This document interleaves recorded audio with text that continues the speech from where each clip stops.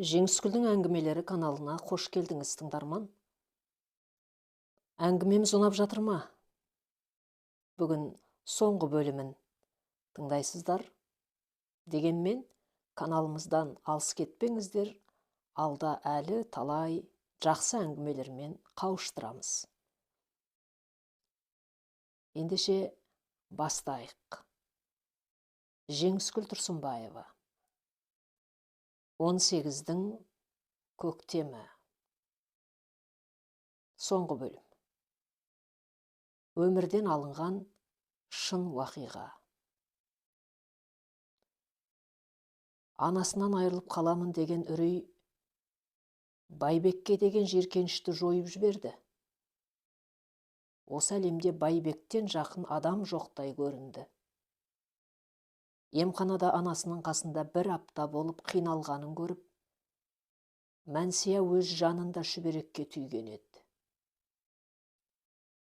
Анандай дәрі керек, мынандай зат керек деп дәрігерлер тапсырыс айтқанда, қалтасын сипалап не істерін білмей қалғанда, жанынан Байбек табылып тұрды. Ол Мәнсияның айтқанын тоспай, өзі дәрігерден біліп, әкеліп жүрді. Мәнсия анасымен алысып жүргенде Байбек тағы бір қулық жасап еді. Ол кеңседе бастықтармен ақылдасып, Қанағатты 3 айға облысқа тәжірибе алмасуға жіберткізді. Қанағат Мәнсияның анасының отаға түскенін естіместен жолға шығып кеткен еді. Енді кедергі жасар ешкім жоқ. Мәнсия өз қиыншылығымен жалғыз қалғандай көрінді. Бір бөлмеде жататын курстас құрбысы Айзада ғана анда-санда қал сұрап келгені болмаса, басқа ешкім келмеді. Мәнсия әрине Қанағатты күтті. Біреуден анықтап өзін іздеп келер деді. Ал Қанағат келмеді. Қанағаттың келмегеніне қатты ренжіді. Байбек құрлы болмады-ау. Мен Байбекті қанша табаласам да ол көңіл бөліп, көмектесіп жүр, деп салыстырды. Аз уақыттан соң тіпті Қанағатты ойлауды да қойды. Анасы тәуір болып емханадан шықты. Мәнсия емтихандарын автоматты түрде жауып, жұмысынан сұранып, анасымен ауылға баруды ыңғайлады. Байбек өзі жеткізіп салды. Күн ара қал сұрап келіп, жеміс-жидек, азық түлік жеткізіп тұрды. Байбек Асқатұлы, сіз бізге тым қатты қамқор болып кеттіңіз. Өз отбасыңыз бар емес пе? Деді Мәнсия шығарып салып тұрып. Көлікке отырайықшы, аз ғана сөйлесейік, деп Байбек есікті ашты. Мәнсия батыл барып алдына отырды. Байбек Мәнсияға қарап отырып, мен өз сезімдерімді айтып сенің мазаңды алмаймын, деп уәде бергем. Саған қарамаймын, есіміңді де атамаймын, деп те уәде бергем. Кешір, уәдемді бұздым, деп бөгеліп басын салбыратты.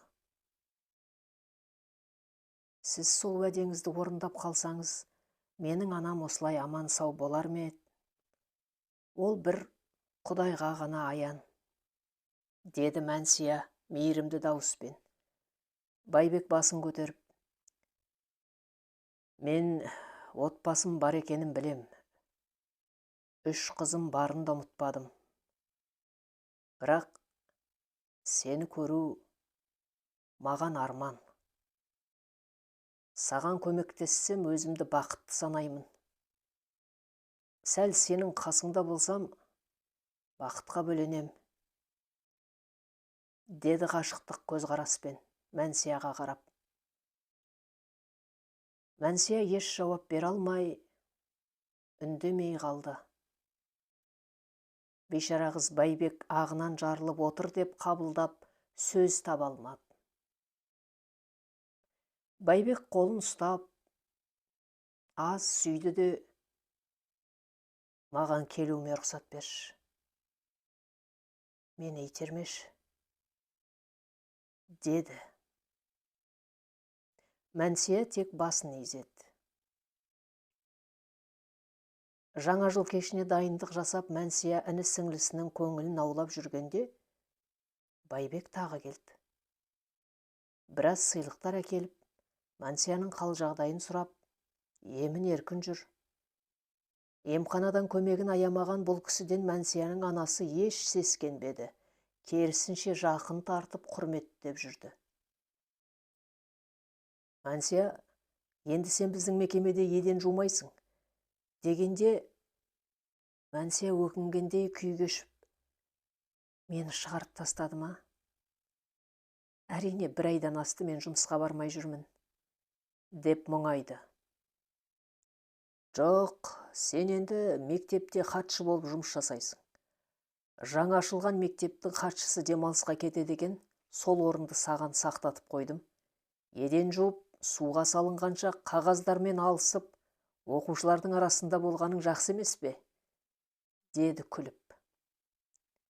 Мәнсиядан бұрын анасы қуанды. Жақсы болды ғой, сізге рахмет, деп алғысын жаудырды. Кеш бата қайтуға ыңғайланған Байбекті Мәнсия шығарып салуға көліктің қасына келді. Көлікке отырайықшы, сәл әңгімелесейік, деп Байбек басын қисайтты. Мәнсия күлімдеп көлікке отырды. Байбек көлікті оталдырып қойып Мәнсияға қарап отыр. Музыка қосты. Мәнсияның көңілі алай-дүлей, Байбекке деген құрметі оны оған итеретіндей, көзін көтеріп, Байбекке қарай алмайды, қараса бір сиқыр болатындай қорқады. Көлік қозғалды. Біраз жер жүріп, қалқалау жерге тоқтады. Мәнсия жан-жағына қараса да, қай жер екенін танымады.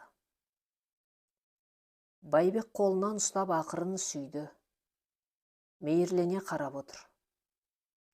Мәнсия күйіп жанып не істерін білмей дірілдеп кеткендей болды. Сол кезде Байбектің жұмсақ жылы алақаны бетіне тиіп, ыстық демі бетін ысытқандай болып, ерніне тиіп, ақырын сүйді. Қыз жұтынып сәл басын тартып еді, Байбек көздеріне мейірлене қарады. Мәнсия да Байбектің көзіне қарап, мейірім көргендей болып, ырқына көне кетті. Аймалап сүйіп, ұзақ иіскеп, Байбек қызды әбден балқытты. Сосын есін жиған адамша қайта рөлге жабысып төмен қарап отырып қалды. Мәнсия шалқайып кеткен басын көтеріп, ернін тістеп, төмен қарады. Бұл Мәнсияның өз еркімен алғаш балқи сүйіскен еді. Жүрегі дүрсілдеп от болып жанып отыр.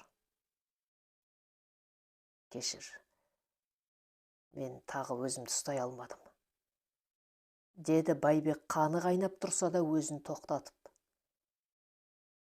Мәнсия үндеген жоқ. Шын сөзім жаным, мен сені сүйем. Сен айтпа дедің, мен сүйетінімді айтпасам сені қор қылып отырғандай сезінем, деді ақырын. Мәнсия Байбекке қарап отырып, отбасыңызға барыңыз. Болмаса жаңа жылды далада қарсы аласыз. Қаласаң, сені мен жаңа жылды қарсы алам. Керек емес. Үйіңізге барыңыз. Аман сау отбасыңызға жетіңіз, деді Мәнсия күлімдеп отырып. Байбек қолын созып Мәнсияның мойнынан тарта отырып, тағы ернінен әдемі сүйіп жіберді. Абайлап жүріңіз, жол тайғақ, деп Мәнсия есікті ашып шығып кетті. Байбек өз ісіне риза болып: «Жарайсың, Байбек, жарайсың. Ол бастан осылай жасау керек еді. Енді Мәнсия сенің құрығыңда», деп көңілді күле зымыратып барады. Мәнсия бақыттан бас айналып: «Шынымен сүйеді-ау. Сүймесе осылай уақытын бөліп келмес еді.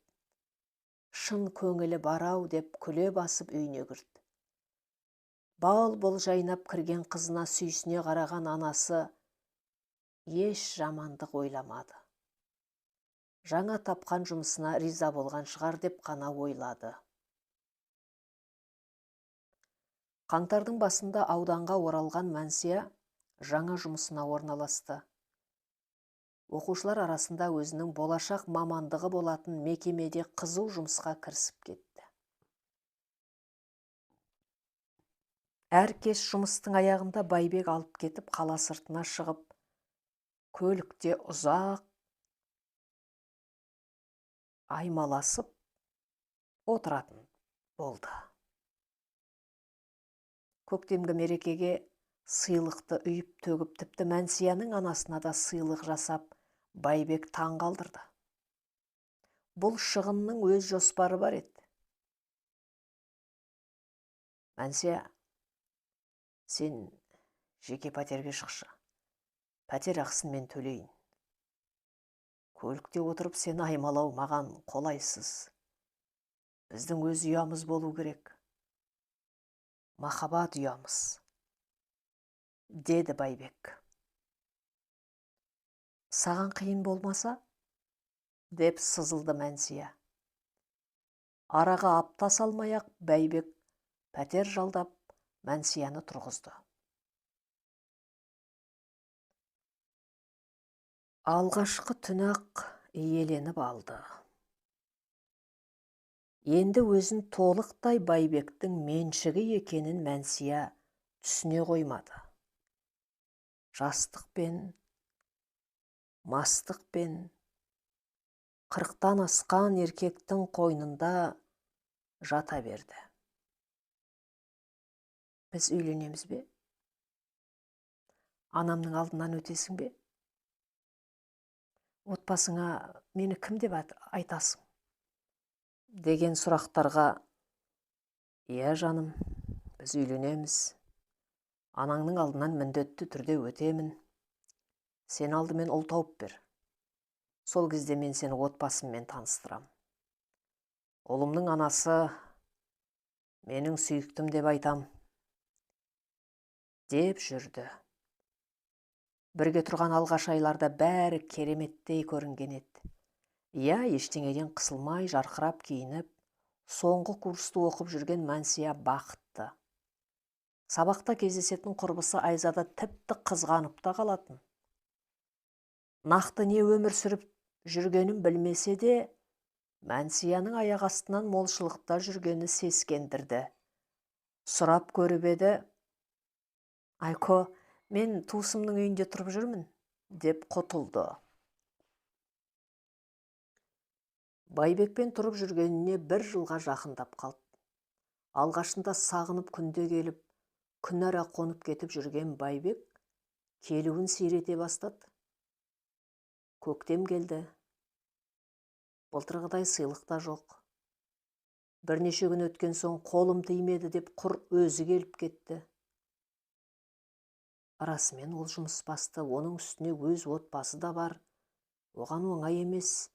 Сен шыда, күт деп өзін ұрсып Мәнсия жүр. Диплом жұмысы басталып, тіпті ойлауға мұршасы да болмады. Содан дипломын қорғап, қоштасу кеші де келді. Байбек хабардар болса да сол кеште келмеді. Мәнсия күте-күте жалығып, ұйықтап қалды. Ертеңіне жүрегі айнып, лақылдатып құсып жүрді. Кешке Байбек келгенде 2 бүктеліп жатыр еді. «Мүмкін сенің аяғың ауыр шығар, ертең дәрігерге барайық», деп қамқорлық жасап әлек болды. Ертеңіне дәрігерге көрініп, жүктілігі расталды. Байбек бақытты. «Тек ұл туатын бол. Сен ұл тууың керек, деп қояды. Бұл уақытта Байбектің мансабы жоғарылап, дүркіреп тұрған болатын. Талай жерге сөзі өтіп, отбасы да айтқанына көніп қалған. Узидан Мансия ұл көтеріп жүргенін білгенде Байбек тіптен құтырды. Әйеліне төбесінен жай түскенде етіп, мен ұл туатын тоқал алам, сен көнсең осылай молшылықта отырасың, көнбесең төркінің апарып тастайым, деп қорқытты.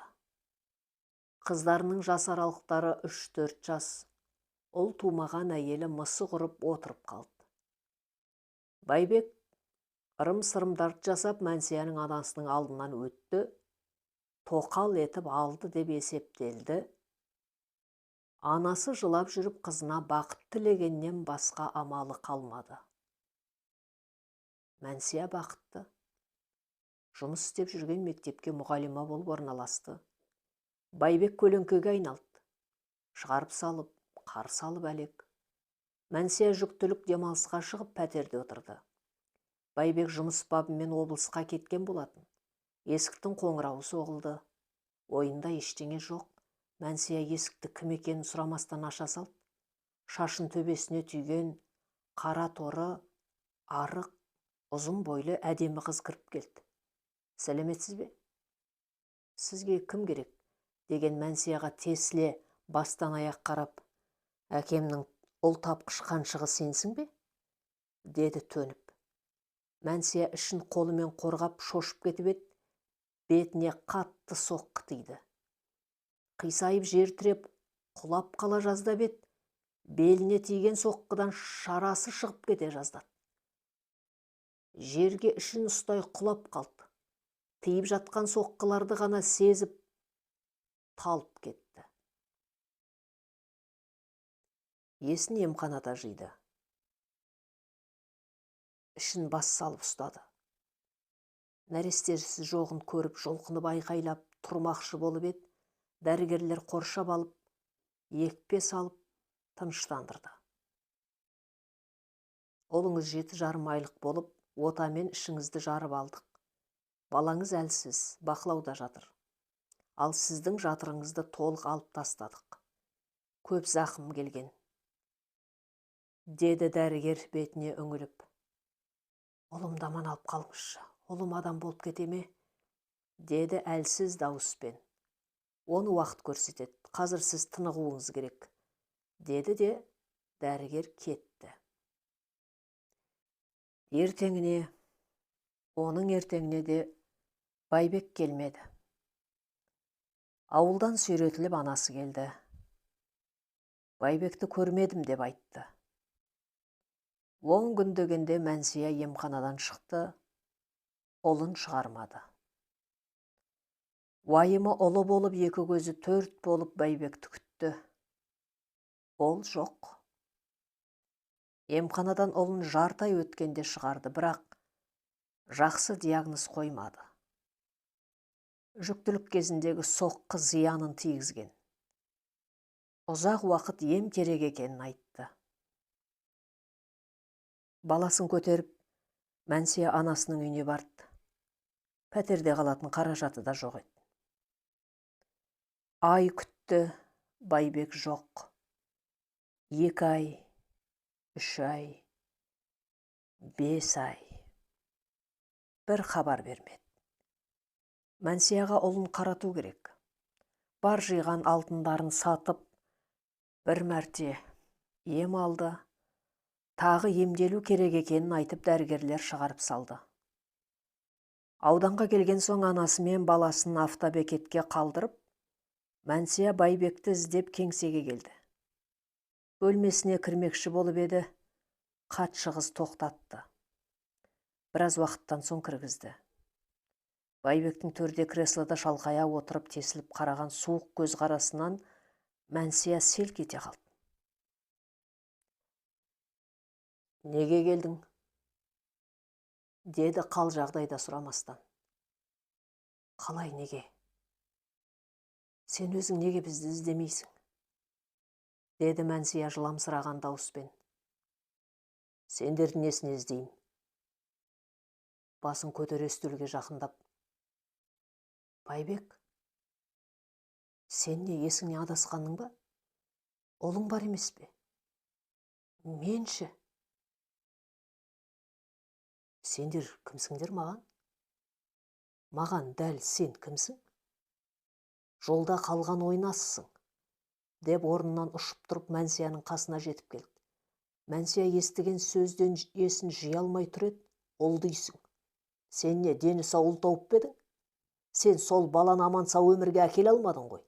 Ей, сен білесің бе, мен қандай қиындықтан әрең құтылғанымды? Деді білегінен шап беріп. Сол күні есікті әкеңнің басын аштың ба сен? Сені ұрған мына менің үлкен қызым еді.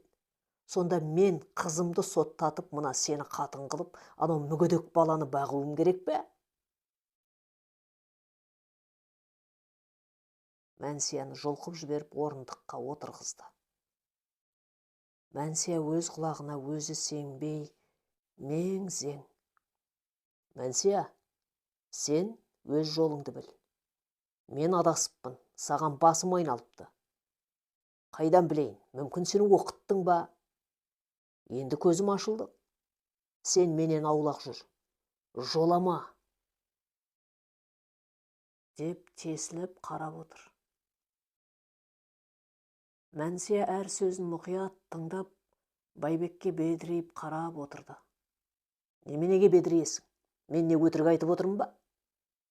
Дегенде Мәнсия орнынан атып тұрды. Жігіркене, күле Байбекке қарап: Сорлы, қуыс кеуде. Сорлы бишара, арамза. Сені де адам деп келіп отырған мына мен ақмақ екенмін.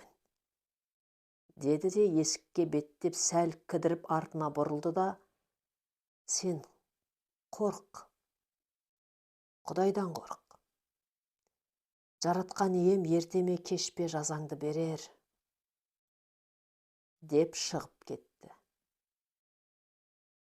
Дәліз бойы егіліп жылап, шыға беріс есікке келгенде: Мәнсия? Мәнсия? Деген дауысқа жалт қарады. Қанағат екен. Ол ойлана жақындап таңырқай қарап: Мәнсия, бұл сенсің бе? Қайда жоқ болып кеттің? Деді. Мәнсия Қанағатқа сондай бір аянышты көзбен қарап, жылағаны тоқтап қалды. Мәнсия, мен сені көп іздедім. Жатақханаңа 1000 мәрте бардым. Дегенде Мәнсия қолын көтеріп тоқтатты. Өртеніп тұрған кеудесінен бір ауыз сөз шығара алмай жүгіріп сыртқа шығып, тоқтамаған бойы автобекетке бірақ келді. Анасы бір ауыз сөз сұрамай-ақ бәрін ұқты.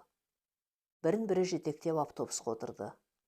Мәнсия баласын кеудесіне қысып, жылағаннан басқа шарасы қалмай отыр. Осы уақиғаны Мәнсия құрбым көз жасын көл қылып айтып беріп еді. Қандай қайсар, батыл, жанашыр қыз болса да, Байбектің құрығына тез ақ ілінді. 18-дің көктемі қаншама жас бой жеткен қыздарымызды осылай құрыққа іліндірді екен. Мәнсияның ұлы 2 аяқтан жүрмейді. Қазір ер жетіп арнайы мектепте оқиды. Мәнсия өз мамандығымен жұмыс істеп, басқа ешкіммен бас қоспай ұлын өсіруде. Біріңіз Мәнсияны боқтарсыздар, біріңіз аяушылық білдіретіндеріңіз айдан анық. Менің айтарым, Аллам сүріндірмесін, адастырмасын. Өмірде болып жатқан сұмдықтардан ұрпағымызды сақтасын. Осы уақиғаны айтып отырып, Мәнсия құрбымның да тілеуі жас ұрпақ адаспай, адал, таза өмір сүрсін деген еді. Осы уақиғадан үлгі алар түгі жоқ болса да, сабақ алары бар шығар деген оймен жаздым. Кейіпкердің сұрауы бойынша сіздерге өтініш: қатты сөге жамандамаңыздар. Сол бала көңіл 18 жасар қызды жоқшылықпен қатар сезім құрыққа түсірді. алданғанына өзі күні бүгін 50-ге келсе де күйінеді. Жүрегіне тас түйін болып батып жүр. Ер жеткен ұлы қол арбамен зырылдап жүріп, қазіргі уақытта жұмысында жасап жүр. Ал Мәнсия өзі үшін де, ұлы үшін де жаралы, айықпайтын дертте. Ұлының болашағына алаңдаулы, өкініштен өртенбеген күні жоқ. Аллам біздің ұрпағымызды өсіп өркендеу үшін жамандықтан сақтасын. Ұл қызымыз ар абырой дегенді біліп өскені дұрыс. Ер азаматтарымыз қарындас деген сөздің мағынасын ұғып, сол қарындастарына тек қамқор бола білсеген. Ер адам опасыздық жасамай, өз азаматтығын көрсете білсе, қарындасым, қарлығашым деп аяласа, қанатын қайырмаса екен. Әр ару болашақ ана, бір үйдің бақыты, ұйтқысы, сол нәзік қыздарымызды жылатпай, мәпелей білейік. Соңы. Авторы Жеңіскүл Тұрсынбаева. Оқыған Нұрлыгүл Өтемісқызы.